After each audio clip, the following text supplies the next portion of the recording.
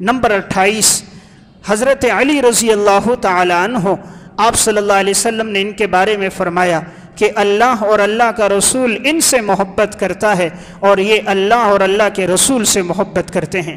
صحیح بخاری کی روایت ہے، خیبر فتح نہیں ہو رہا تھا، آپ صلی اللہ علیہ وسلم نے فرمایا تھا کل کے دن میں جھنڈا اس انسان کے ہاتھ میں دوں گا جو اللہ اور اس کے رسول کو پسند کرتا ہے اور اللہ اور اس کا رسول اسے پسند کرتا ہے۔ صحابہ میں سے ہر ایک کی خواہش تھی کہ جھنڈا ہمیں ملے۔ اگلے دن آپ صلی اللہ علیہ وسلم نے نظر دوڑائی، حضرت علی رضی اللہ تعالیٰ عنہ نظر نہیں آئے۔ آپ نے پوچھا حضرت علی کہاں ہیں؟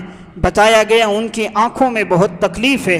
آپ نے بلایا، آپ نے اپنا لعاب دہن حضرت علی کی آنکھوں میں لگایا تو حضرت علی کی آنکھیں بالکل ٹھیک ہو گئیں۔ آپ صلی اللہ علیہ وسلم نے انہیں جھنڈا دیا۔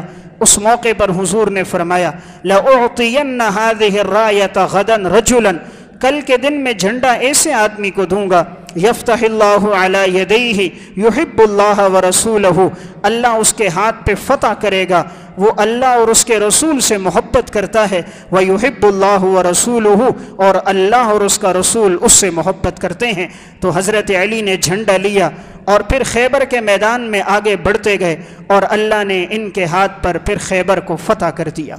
تو گویا اللہ اور اس کے رسول کو حضرت علی رضی اللہ تعالیٰ عنہ سے محبت ہے، اس لیے صحابہ میں سب سے محبت ہو، خاص طور پہ اہل بیت سے، حضرت علی رضی اللہ تعالیٰ عنہ سے، ان سے بھی محبت۔